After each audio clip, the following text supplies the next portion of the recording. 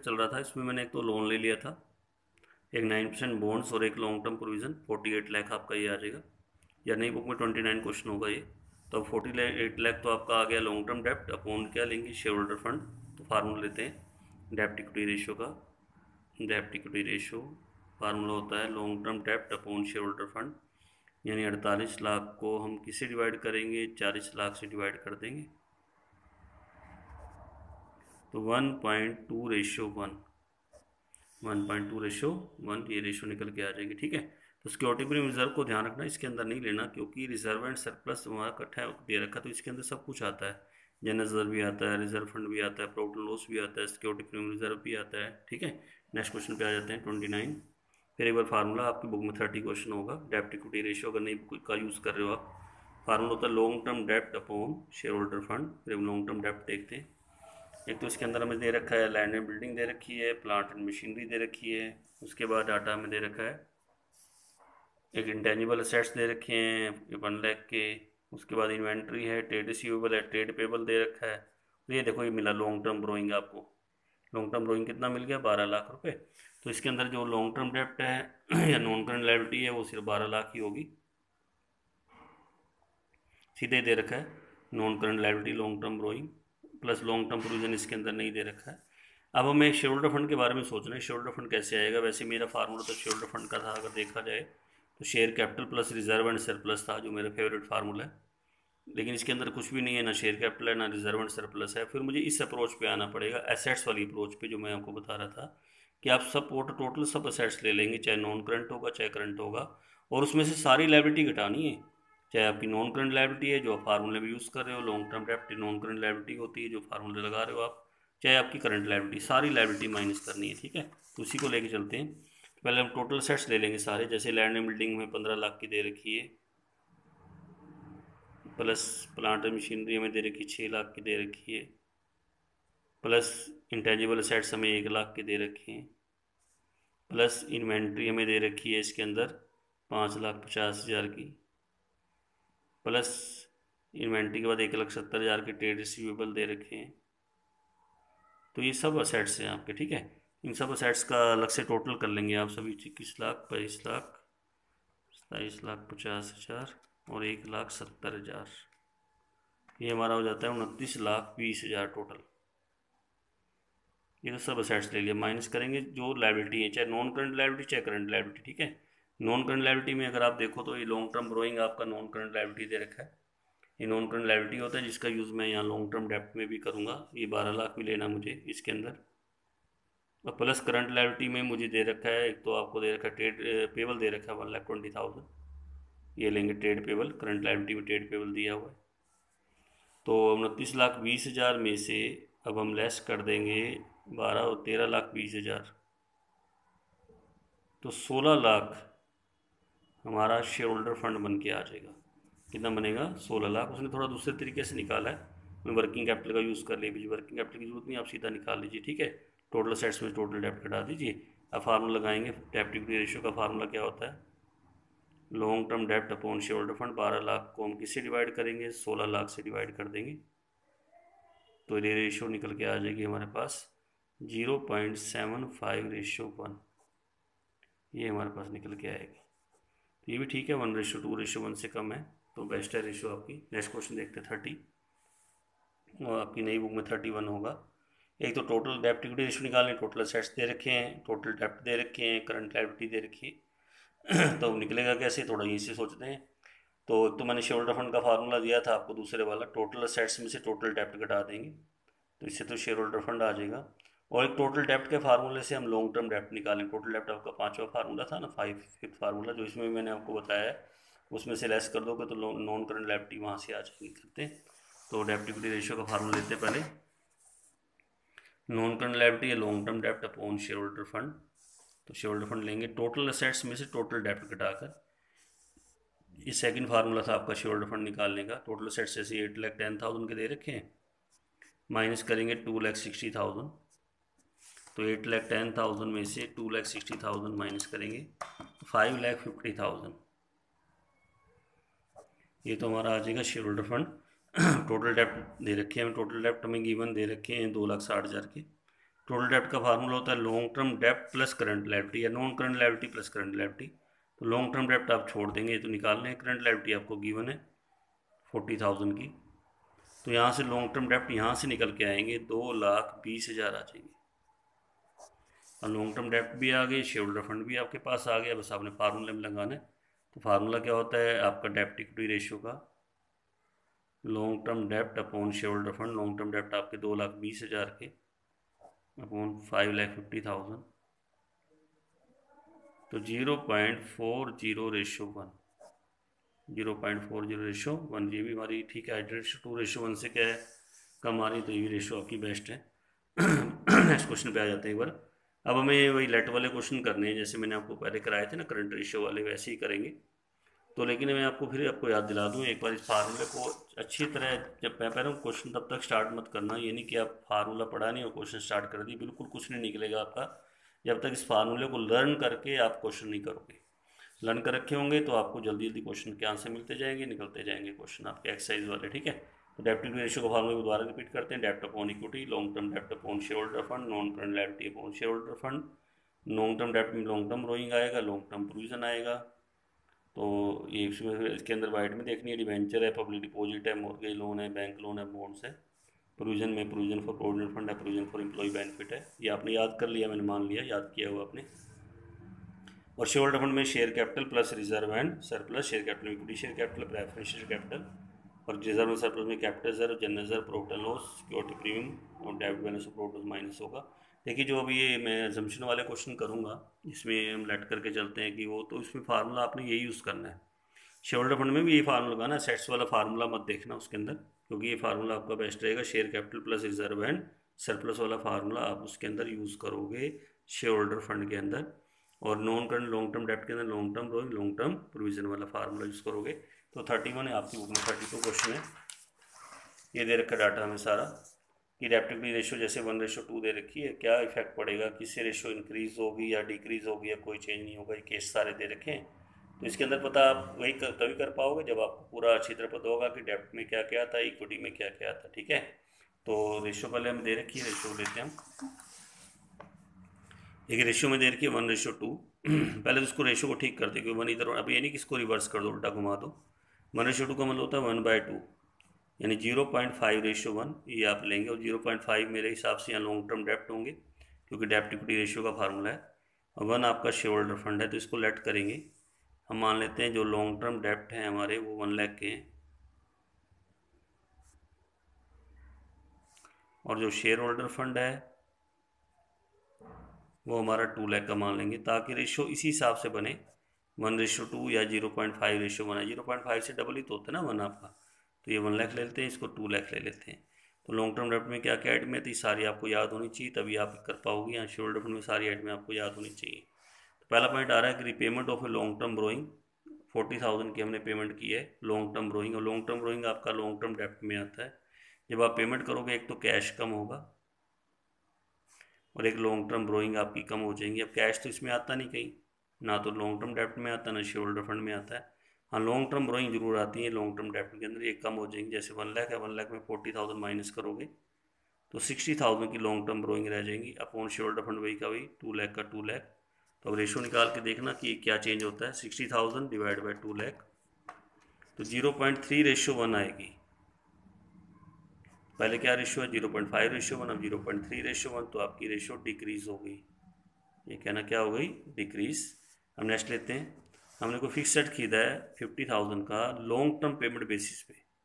अब fix set आपका इसके अंदर आता नहीं, ना लॉन्ग टर्म डेप्ट में आता है ना शेयर होल्डर फंड में आता है। हाँ लेकिन लॉन्ग टर्म ब्रोइंग तो आएंगी ना, लॉन्ग टर्म पेमेंट बेसिस पे है। तो लॉन्ग टर्म पेमेंट बेसिस यानी लॉन्ग टर्म ब्रोइंग आपकी बढ़ेंगी। जैसे 1 लाख की लॉन्ग टर्म ब्रोइंग डेप्ट है ना, तो लॉन्ग टर्म डेप्ट के अंदर आपका 50,000 क्या करेंगे, ऐड कर देंगे। Upon share holder fund 2 lakh का है ये, तो ये हमारे पास आ जाएगा 1,50,000 अपॉन 2 लाख।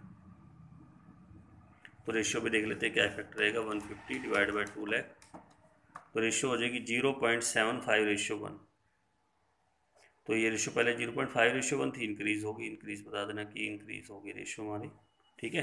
नेक्स्ट पे आ जाते हैं। सी केस, इशूड न्यू शेयर, हमने नए शेयर इशू करे हैं 75,000 के। देखिए जब आप शेयर इशू करते हो, आपको पीछे चैप्टर भी कराया है शेयर कैपिटल का, एक तो आपका कैश आएगा, दूसरा आपकी शेयर कैपिटल इंक्रीज हो जाएगी, शेयर कैपिटल बढ़ेगी आपकी, ठीक है। अब बैंक तो इसमें आता नहीं, लेकिन शेयर कैपिटल बढ़ेगी। शेयर कैपिटल किसका पार्ट है? शेयर होल्डर फंड का पार्ट है। यानी शेयर होल्डर फंड में शेयर कैपिटल भी आती है, रिजर्व एंड सरप्लस भी आता है। तो ऊपर तो आपका वही का वही रहेगा, 1 लाख का 1 लाख, नीचे आपका 2,75,000 हो जाएगा। 75,000 शेयर कैपिटल का, इसके अंदर क्या करेंगे आप? ऐड करेंगे। तो 1 लाख डिवाइड बाई 2,75,000, तो ये रेशियो आ जाएगी 0.36:1 आ जाएगा। यानी रेशियो आपकी डिक्रीज हो गई। क्या हो गई? डिक्रीज, ये बताना है आप, ठीक है। नेक्स्ट पॉइंट है पेमेंट ऑफ डिविडेंड पेबल। हमने डिविडेंड पेबल की पेमेंट की है, डिविडेंड पेबल की पेमेंट करेंगे। पेमेंट मतलब कैश कम हो जाएगा, कैश जा रहा है। दूसरा डिविडेंड पेबल जो है वो ना तो शेयर होल्डर फंड में आता है ना लॉन्ग टर्म डेब्ट में आता है, ये करंट लायबिलिटी है। यानी एक तो कैश कम, एक करंट लायबिलिटी कम। अब ना तो कैश आता है इसमें, ना आपकी करंट लायबिलिटी आती, तो आपका आंसर क्या रहेगा? No change. कोई चेंज आपका नहीं होगा, क्योंकि इसमें दोनों करंट हैं, दोनों क्या हैं? करंट। ऐसी नेक्स्ट पॉइंट है गुड्स परचेज ऑन क्रेडिट। हमने गुड्स क्रेडिट में खरीदा है, तो इसका भी नो चेंज होगा, क्योंकि इधर से इन्वेंट्री आएगी, इधर से क्रेडिटर बनेंगे। अब ना तो इन्वेंट्री आती ना क्रेडिटर आते, आंसर आपका वही नो चेंज, कोई चेंज नहीं होगा। ये आप बताएंगे इसको, नो चेंज, क्योंकि दोनों आपके करंट हैं। अच्छा, पेमेंट टू ट्रेड पेबल, इसमें भी कुछ नहीं होगा। एक तो कैश कम हो रहा है, पेमेंट कर रहे हो ट्रेड पेबल की, दूसरा आपके ट्रेड पेबल कम हो रहे हैं, तो इसका भी कोई इफेक्ट इसके ऊपर नहीं पड़ेगा। तो इसका भी आंसर आपका क्या रहेगा? नो चेंज, कोई चेंज नहीं होगा। ये क्वेश्चन था। पर इसमें आप उतना देखना कि आपके नॉन करंट जो मैंने फार्मूला लॉन्ग टर्म डेप्ट अपॉन शेयर होल्डर फंड, उसमें क्या क्या आता है उसके हिसाब से चेंज करना। अब नेक्स्ट क्वेश्चन 32 भी एक ऐसा है, आपकी बुक में 33 होगा नई बुक में। डेप्ट इक्विटी रेशियो 2:1 है, तो इसमें लॉन्ग टर्म डेप्ट मान लेते हैं 2 लाख के, शेयर होल्डर फंड मान लेते हैं 1 लाख, ताकि रेशियो इतनी दिखे 2:1 दिखे, और 2 इसमें लॉन्ग टर्म डेप्ट है, 1 आपका शेयर होल्डर फंड है। फर्स्ट पॉइंट लेते हैं, issue of new share for cash. हमने नए शेयर इशू करे, तो इसे नए शेयर इशू करेंगे, एक तो बैंक प्लस होगा, एक आपकी शेयर कैपिटल प्लस हो जाएगी। Bank plus share capital plus, bank इसमें आएगा नहीं, लेकिन शेयर कैपिटल आती है। शेयर कैपिटल किसको बढ़ाएगी? शेयर होल्डर फंड को बढ़ा देगी 1 लाख से। तो जैसे ऊपर 2 लाख है, नीचे भी आपका 2 लाख हो जाएगा। जब एक 1 लाख के शेयर इशू करोगे, लेट मैंने अपने आप किया है, मान लिया है कि 1 लाख के शेयर इशू करे हैं, तो रेशियो हो जाएगी 1:1। तो पहले क्या थी? 2:1, तो आपकी रेशियो डिक्रीज हो जाएगी। क्या हो जाएगी? डिक्रीज। डिक्रीज बताती है ये रेशियो हमारी डिक्रीज होगी।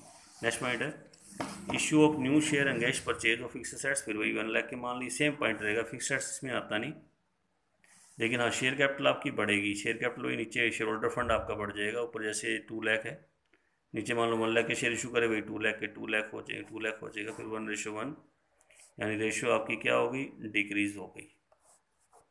नेक्स्ट पॉइंट है कि बाय बैक हो, अपने शेयरों को मैंने बाय बैक कर दिया। बाय बैक मतलब कि हमने शेयर कैपिटल वापस कर दी 50,000 की। एक तो इसमें कैश कम होता है, कैश जाएगा, कैश माइनस होगा। जब इशू करते हैं शेयर कैपिटल बढ़ती है ना, ऐसे जब आप शेयर वापस करें, बाय बैक करोगे, तो शेयर कैपिटल कम हो जाएगी, यानी इससे आपका शेयर होल्डर फंड कम हो जाएगा। कितने से कम हो जाएगा? 50,000, ये मैंने लेट किया 50,000 अपने आप। तो ऊपर तो 2 लाख का 2 लाख रहेगा, नीचे आपका 50,000 कम करेंगे तो 50,000 रह जाएगा। तो रेशियो हो जाएगी 4:1, जिसको हम कहेंगे इंक्रीज हो गई। 2:1 से क्या हो रही है? ज़्यादा, तो क्या कहेंगे? इंक्रीज। 2:1 से कंपैरिजन करना। नेक्स्ट पॉइंट है issue of new debenture for cash. 1 lakh के डिवेंचर इशू करें। अब डिवेंचर किसके अंदर आते हैं? लॉन्ग टर्म ड्रॉइंग में आते हैं, long term drawing, long term डेप्ट।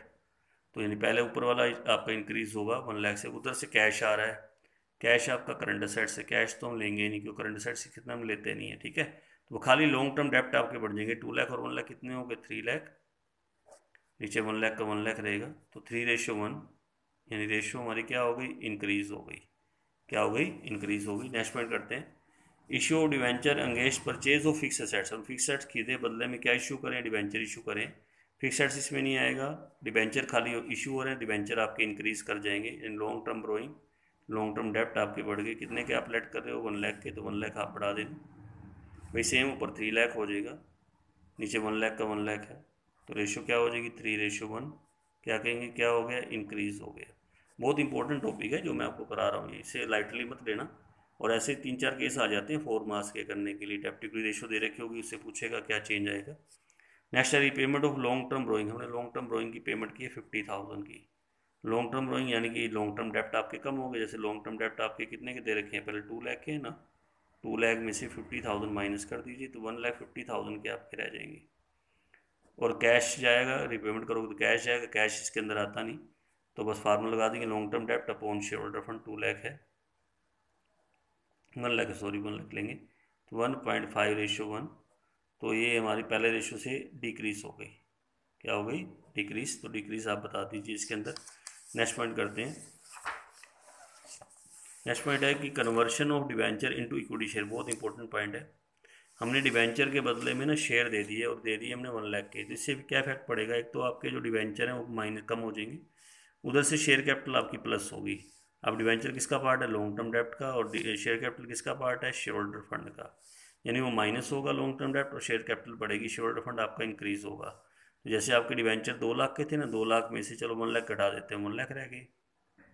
उधर से शेयर कैपिटल बढ़ा देना। जैसे शेयर कैपिटल हमें दे रखी थी, इसमें 1 लाख दे रखी थी, उसमें 1 लाख आप ऐड कर दो तो 2 लाख हो जाएगी, यानी 1/2 हो गया। 1/2 को अगर मैं करके देखूँ 1/2, तो रेशो हमारी बन जाती है 0.5:1। जबकि पहले रेशो 2:1 दे रखी थी, तो डिक्रीज हो जाएगी। क्या होगी, डिक्रीज। तो डिक्रीज रहेगा आपका conversion of debenture into equity share, इसको आप बोलना डिक्रीज हो गया 7. ठीक है। नेक्स्ट पॉइंट है sale of fix assets at par. 10,000 में लेट किया, 10,000 का हमने फिक्स एट 10,000 का 10,000 में बेच दिया। ये 10,000 का फिक्स एसेट्स था और 10,000 में सोल्ड कर दिया। तो कैश आ रहा है, कैश इसमें आता नहीं, फिक्स एसेट्स इसके अंदर आते नहीं, तो आंसर क्या रहेगा, नो चेंज, कोई चेंज नहीं होगा। नेक्स्ट पॉइंट कहता है sale of fix assets at profit. जैसे मान लो 10,000 का हमने कोई फिक्स एसेट्स है, मान लीजिए उसको आपने 12,000 में सोल्ड कर दिया। 12,000 में क्या कर दिया, सोल्ड, प्रॉफिट पे सोल्ड करा ना। अच्छा फिक्स एसेट्स इसके अंदर आता नहीं, अब कैश आएगा, कैश कितना आएगा 12,000, वो हमारा इसमें आता नहीं। लेकिन आप देखो 10,000 का आपने 12,000 में सोल्ड करा है, तो 2,000 का प्रॉफिट होगा। प्रॉफिट किसका पार्ट है, शेयर होल्डर फंड का है। प्रॉफिट एंड लॉस आपका शेयर होल्डर फंड में आता है, अगर याद किया हो आपने फार्मूला अच्छी तरह से। तो शेयर होल्डर फंड आपका नीचे इंक्रीज हो जाएगा। जैसे ऊपर तो आपका 2 लाख का 2 लाख है, नीचे आएगा 1,02,000 जो आपका शेयर होल्डर फंड है। 2 लाख को फिर डिवाइड करेंगे 1,02,000 से, तो रेशियो हमारी आ जाएगी 1.96 रेशियो बना आ जाएगी, यानी रेशियो आपकी डिक्रीज हो जाएगी। अब नेक्स्ट पॉइंट आ रहा है कि sale of fix assets at loss. मान लीजिए 10,000 का फिक्स एसेट्स है हमने, और वो बेचा है 8,000 में सोल्ड कर दिया, तो 2,000 का लॉस हो गया। अब फिक्स एसेट्स इसके अंदर आता नहीं, क्योंकि ये ना को लॉन्ग टर्म डेप्ट में आता है ना शेयर होल्डर फंड में आता है। 8,000 कैश आ रहा है, कैश इसमें आएगा नहीं, लेकिन लॉस हो रहा है। 2,000 का क्या हो रहा है, लॉस। लॉस से शेयर होल्डर फंड आपका माइनस हो जाएगा। जैसे मान लो ऊपर तो आपका 2 लाख का 2 लाख रहा, जो लॉन्ग टर्म डेप्ट था, नीचे आपका रहेगा 98,000। अब मैं 2 लाख को किससे डिवाइड करूँगा, 98,000 से डिवाइड कर दूंगा, तो रेशियो को देख लेते क्या रहता है, 2 लाख डिवाइड बाय 98,000, तो रेशियो हमारी आ जाएगी 2.04 रेशियो बना जाएगी, यानी रेशियो हमारी क्या होगी, इंक्रीज हो गई पहले से। नेक्स्ट पॉइंट है purchase of fix on a credit of 2 month. हमने कोई फिक्स खरीदा है, फिक्स आएगा नहीं इसके अंदर, और क्रेडिट ऑफ 2 मंथ ये क्रेडिटर बनते हैं, 12 मंथ तक हमारे क्रेडिटर बनते हैं, तो ये भी इसके अंदर नहीं आएगा, ना फिक्स आता ना क्रेडिटर आते। तो आंसर क्या रहेगा, नो चेंज, कोई आपका चेंज नहीं होगा। ठीक है, ध्यान रखना है पॉइंट के अंदर। उसके बाद नेक्स्ट पॉइंट आपका आ रहा है purchase of fix assets on long term deferred payment basis. मान लीजिए हमने 1 लाख के फिक्स एसेट खरीदे हैं लॉन्ग टर्म पेमेंट बेसिस पे, फिक्स एसेट्स आता नहीं, लेकिन हाँ लॉन्ग टर्म ब्रोइंग आपकी बढ़ेगी। जो लॉन्ग टर्म ब्रोइंग है, जैसे लॉन्ग टर्म ब्रोइंग 2 लाख की है ना, 2 लाख में आप 1 लाख ऐड करना, क्योंकि इंक्रीज होने वाली है, अपॉन शेयर होल्डर फंड वही का वही रहेगा, तो 3 लाख अपॉन 1 लाख, तो रेशियो हो जाएगी 3:1, यानी इंक्रीज हो जाएगा, क्योंकि ये लॉन्ग टर्म पेमेंट बेसिस है, इससे लॉन्ग टर्म ब्रोइंग आपकी इंक्रीज होती है। लास्ट पॉइंट आपका आ रहा है इशू ऑफ बोनस शेयर। देखिए बोनस शेयर क्या होते हैं, बोनस शेयर फ्री शेयर हैं, जिनके बदले में हम शेयर होल्डर से कुछ नहीं लेते। इसका इफेक्ट क्या होता है, जब कंपनी के पास बहुत ज़्यादा प्रॉफिट इकट्ठे हो जाते हैं ना, तो वो बोनस शेयर देती है। क्या देती है, बोनस शेयर। तो इसका इफेक्ट क्या रहेगा, एक तो आपका जो प्रॉफिट एंड लॉस है, जो किसका पार्ट है, शेयर होल्डर फंड का, वो आपका माइनस हो जाएगा, लेस हो जाएगा, क्योंकि कंपनी ने बोनस दिया, बोनस कहाँ से देगी, प्रॉफिट में से ही देगी, ठीक है ना, क्योंकि शेयर में उनसे कैश तो लेना नहीं। और दूसरा आपकी शेयर कैपिटल इंक्रीज हो जाएगी, शेयर कैपिटल तो बढ़ेगी, क्योंकि बोनस शेयर आपने इशू करें तो इसी में ऐड हो जाएगी। ये भी किसका पार्ट है, शेयर होल्डर फंड का पार्ट है, इन दोनों पार्ट शेयर होल्डर फंड के हैं। जैसे शेयर होल्डर फंड आपको नीचे 1 लाख दे रखा था, तो 1 लाख में मैं क्या करूँगा, 50 तो ऐड करूँगा, क्योंकि शेयर कैपिटल इंक्रीज होगी, 50 में क्या करूँगा, माइनस कर दूंगा। शेयर होल्डर फंड वही का वही रह जाएगा, 1 लाख का 1 लाख सेम आएगा। और ऊपर लॉन्ग टर्म डेप्ट आपके थे ही थे 2 लाख के, तो रेशियो आपकी बिल्कुल कोई चेंज नहीं होगा, 2:1। तो आप इसके अंदर ना नो चेंज, कोई में आप चेंज इसमें नहीं हुआ, ठीक है। तो आज ये टॉपिक हमने कंप्लीट कर दिया। सोलवेंसी रेशियो का फर्स्ट पार्ट था आपका डेप्ट इक्विटी रेशियो। तो आज आपने क्वेश्चन करने हैं, क्वेश्चन जो आपके बनते हैं मेरी बुक के हिसाब से तो 26 से 32 बनेंगे, लेकिन आपकी बुक में शायद ये 26 की जगह 27 क्वेश्चन होगा, तो आपकी नई बुक के हिसाब से 27 to 33 हो सकते हैं, तो चेक कर लेंगे क्वेश्चन। तो ये क्वेश्चन आज आपने कंप्लीट करने हैं, लेकिन फिर मैं कह रहा हूँ फार्मूले आप याद करें। पहले 5 फार्मूले आपके हो चुके हैं, जिसके मैंने क्वेश्चन आपको करा दिए सोलवेंसी रेशियो के, सॉरी लिक्विडिटी रेशियो के। अब ये कौन सी रेशियो स्टार्ट किया, सोलवेंसी रेशियो, जिसका मैं पहला फार्मूला मैंने आपको बता चुका हूँ। पहला फार्मूला मेरा इसमें मैंने आपको बता दिया है सोलवेंसी रेशियो का। कल मैं इसका फिर नया दूसरा फार्मूला कराऊंगा, नेक्स्ट वाला, वो हम कल करेंगे। तो आज के लिए इतना करें पहले, ठीक है, आज इतना पहले याद कर लें, कल मैं फिर इसका फार्मूला दूसरा कराऊंगा, कल ही बताऊंगा। वैसे दिखा देता हूँ, total assets to debt ratio है ये, नेक्स्ट फार्मूला सोलवेंसी का ही है। तो आप फार्मूले सारे एक जगह इकट्ठे कर लीजिए, एक जगह याद करें, ठीक है, रख के। तो आज इतना ही, बाकी कल।